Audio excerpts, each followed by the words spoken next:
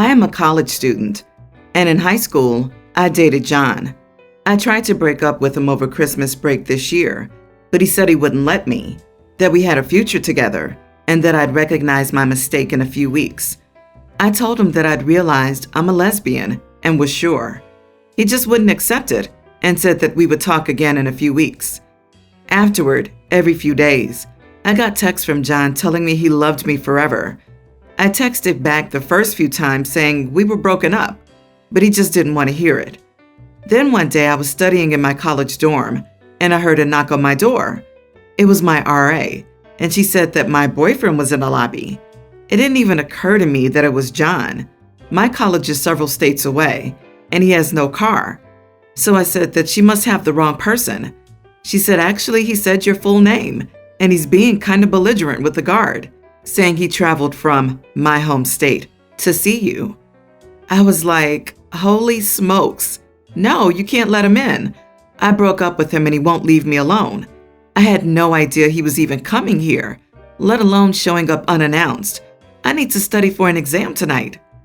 I was honestly panicking and she could tell. She said she would handle everything. I should just stay in the dorm and study. I'd be safe there, and she'd make sure of it. I thanked her profusely. I tried to put it out of my mind and study. My phone had already been on Don't Disturb, and I kept it that way. And I just studied all night. I was wondering what the heck had happened, but I also know how important the exam was going to be and that I needed to focus. I didn't check my phone until I'd finished my exam the next afternoon. I knew whatever I saw might upset me, and when I finally took it off Don't Disturb, I had a lot of messages from John. He first said that he'd come to visit me and show he wanted to work our relationship troubles out. Then he said the guard wouldn't let him in, and could I answer my phone? Then angry texts were saying, "Did you call security on me?" And then a bunch of texts saying he was here with no car and no money and nowhere to stay, and he was staying up all night in a gas station because he had nowhere to go and he thought the employees would kick him out soon. Then a furious text saying his mom had to give him money to get a sooner flight home, and now she might not be able to make rent. He was furious. We spent 4 years together, and I'd leave him out to dry when he came to try and work things out. I feel conflicted. I didn't want to be with him, but maybe I could have helped him at least find a place to sleep until his return flight. Like, ask my guy friends if he could sleep in the guys' dorm. I have 2 friends whose roommates dropped out, leaving spare beds. Am I the idiot for not talking to my boyfriend when he showed up uninvited after I tried to dump him? Not the idiot. This guy sounds like a psycho. Who the heck doesn't allow someone to break up with them? Your ex has become a stalker, and you made it clear to him that you'll never be with him no matter what. Block him and don't engage any of his comments.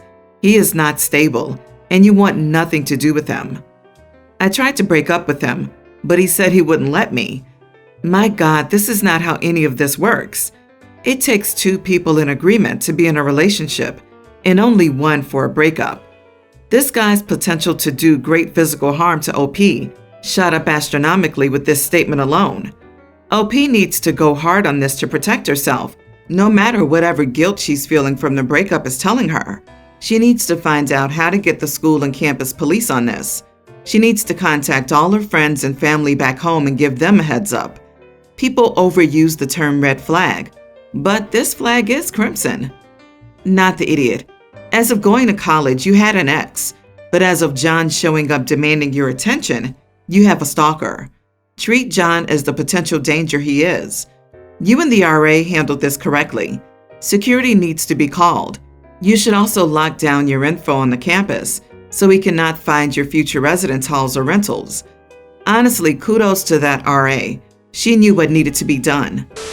I, 35 female, have a sister named Marcy, 35, and a daughter named Jess, teen.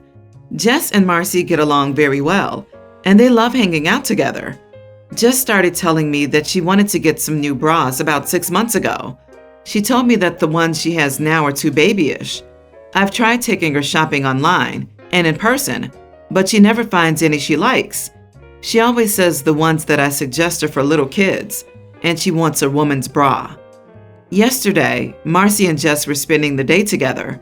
After Jess got home, I noticed she had a plastic bag.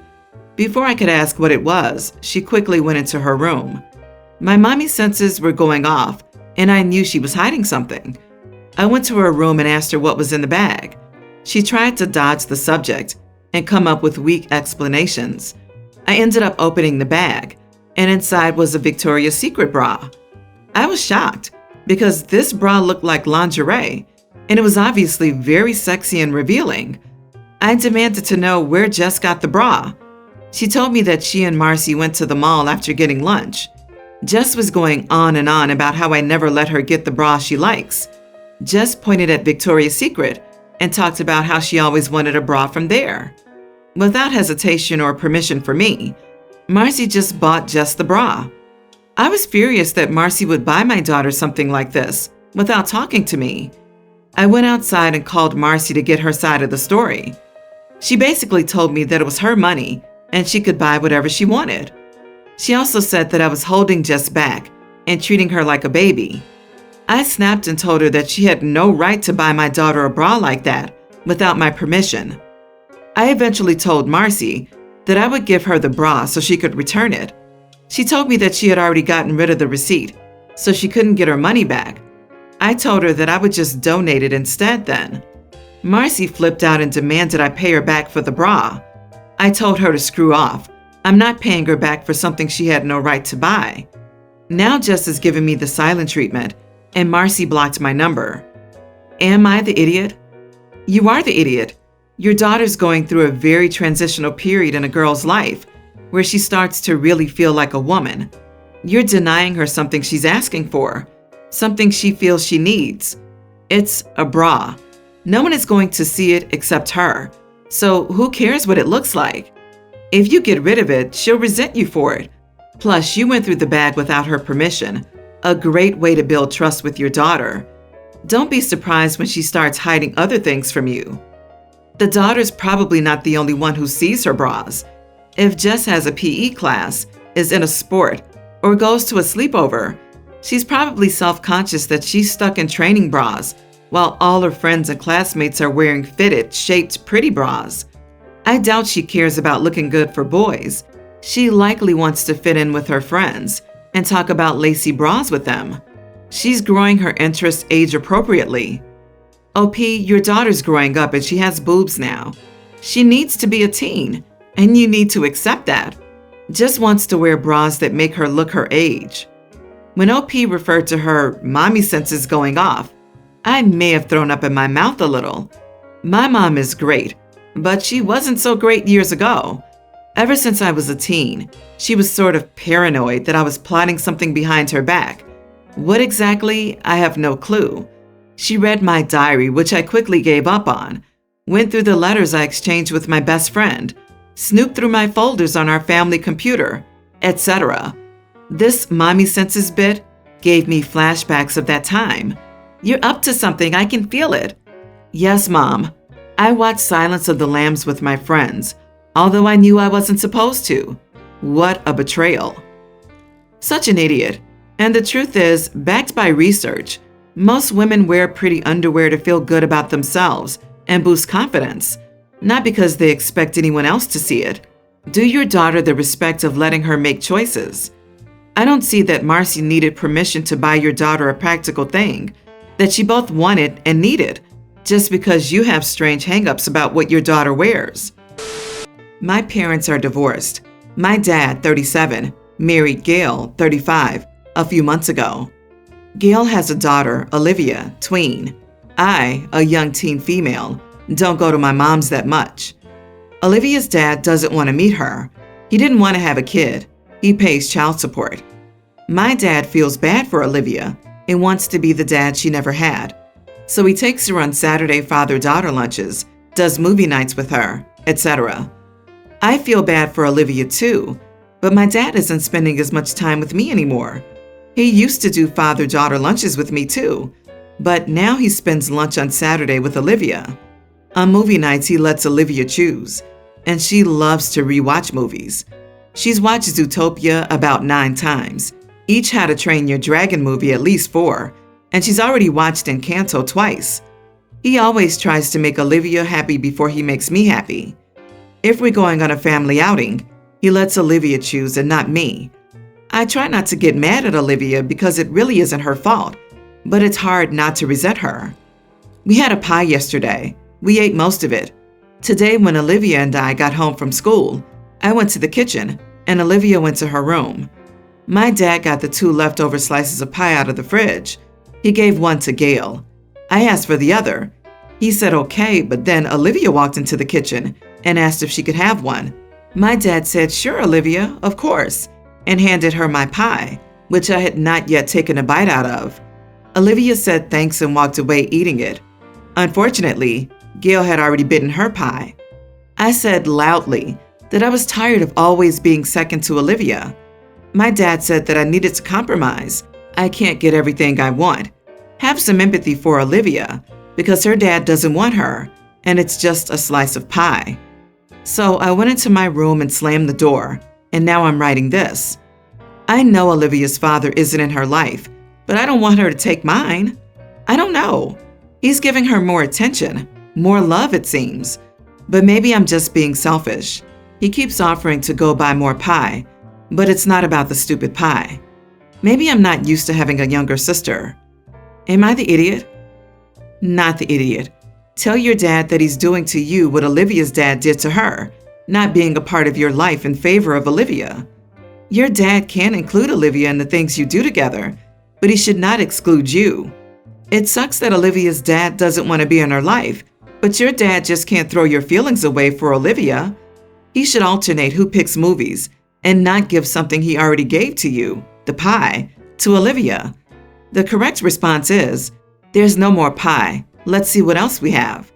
You seriously need to tell him that you feel that he's doing to you what Olivia's dad did to her. I'm sorry, OP, but you are the idiot. Instead of letting it boil over to the point that you're yelling and slamming doors, try having a conversation with your dad when you're not upset. It will be better for everyone in the long run. And don't make it about Olivia. Tell him you want to talk. Tell him how you miss your father-daughter time, and tell him that this transition is hard for you and you want him to know your needs. Tell him about how you're feeling without putting blame anywhere. This is going to be hard to do, but hopefully, your dad will hear you and change his behavior. I, 30 male, and my wife, 30, have been married for a year. My wife gave birth to our newborn son 3 weeks ago. We were both very excited, but my wife's mom had passed away a year before we got married, so she was quite upset that her mom wasn't there. So she didn't want my mom to be in the delivery room, which I could completely understand. My mom, 58, wanted to be in the delivery room, but she was okay with my wife's decision after telling her about it. My wife and my mom get along okay with each other, so everything was fine after that. So a few days after our son was born, my sisters-in-law, 24 and 27, came to see my wife and our son. My wife was okay with them coming over and didn't mind. I didn't have a problem either, so everything was fine. My mom was very excited and wanted to see her grandson, but my wife hadn't invited her or anything. So I thought my wife had forgotten about my mom, and I invited my mom to come over and surprise my wife. My mom came over and stayed with us for a day. I've been doing everything like cooking, cleaning, and other household stuff for the last 3 weeks to give my wife a break and time to recover. So she didn't have to take care of my mom or anything.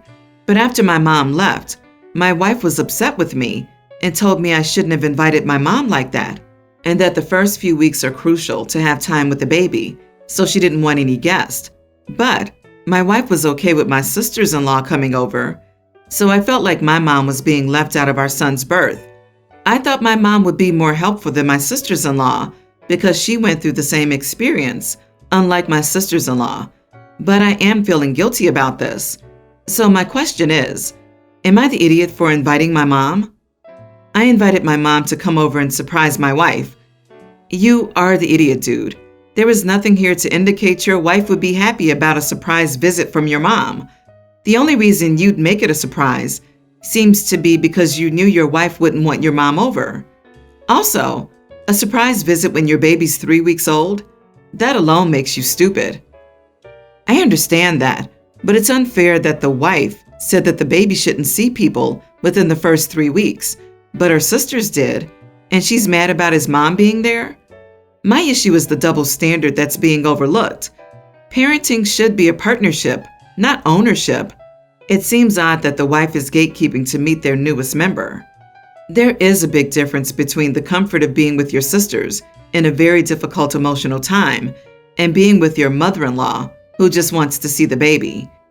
OP, your wife is likely more comfortable being in various undressed states with her siblings than your mom. I wanted nothing more than to be topless and sleep for the first few weeks, and I wouldn't have had a problem with my sisters being there, but that would be very awkward for me if my mother-in-law were. Everyone's the idiot here. You should have told her you invited your mom, but your wife doesn't get to be the sole decision maker on who gets to meet your son. I'm tired of all these posts that make it seem like the moms have total control over all things with kids. Men are more than just sperm donors and ATMs. As long as they're responsible for parenting the kid, they also get to make decisions regarding it after it's born. I disagree.